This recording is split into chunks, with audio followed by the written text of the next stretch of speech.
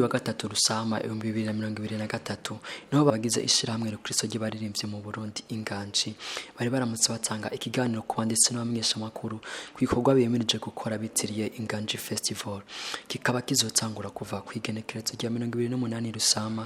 Ubusanzwe ari hagarariye Pasteur Joyeux-Blaise NTABAREHA amenyesha ko ico gikorwa kizoba kigabuye mu bice bikurikira. Inganji festival mu bwaguke ni festival igizwe n'ama activité ane.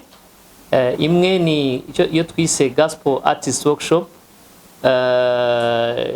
namahugurwa canke ikarisha bwenge ry'aba artiste baba Kristo bari mu madomene atatu, bari muri musique, muri art plastique no muri cinema.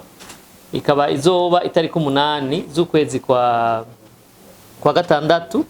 Hama hari indi activité twise art business conference, nayo ikaba ari igikorwa cyateguwe kugira ngo dutumirire abagwiza tunga b'abakristo kugira ngo barushizeho gushigikira igikorwa c'Imana cyangwa ubwami bw'Imana biciye muri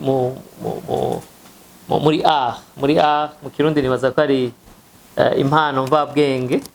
Hama ico gikorwa kikazoba ku munsi w'Imana itariki 28 z'ukwa gatanu muri ku kwezi kwa gatanu nyene muri umwaka kuva isa 11 gushika isa 1 y'ijoro.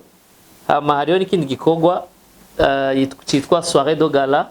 Intumbero yacu nyamukuru nugira ngo dushobore gushigikira abatishoboye cyane cyane abana bavukira mu mpimba n'abagwayi bari mu bitaro babandi musanga byarabananiye ingene bashobora kuvugwa canke gutaha mu gihe bamaze kuvugwa ariko bikanka ko bashobora gutaha kubera babuze uburyo bwo gusohoka bwo kuriha ibitaro. Rero twagize umutima bwa ati twebwe nk'aba artiste twakwiye gukora ikintu twokwita fundraising, kwegeranya uburyo bwo gushobora gufasha abo bantu babiri, donc abantu ubwoko bubiri, aba bana bo mu mpimba hamwe n'abari mu bitaro danse ko bashobora kugirirwa neza nkuko byategerezwa. Hama hari activité ya kane igizwe n'iyo festival, ni gikorwa cyitwa worship like never before. Nkuko muvyumva ni ururimi rw'icongereza ariko bisobanura ngo guhimbaza Imana birenze uko twigeze kubikora.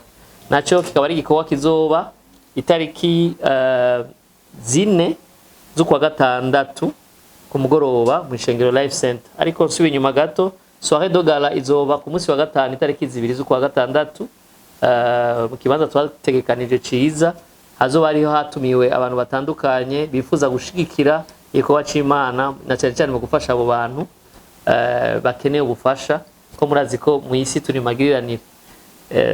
Mu ncamake iyi festival igizwe n'ivyo bikorwa ko ari 4.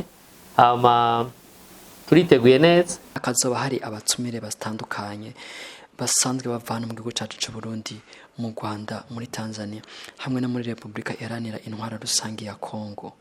Tubibutse ko Inganji Festival igiye kuba ku nshuro ya kabiri inyuma yiheruka kuba mu 2018.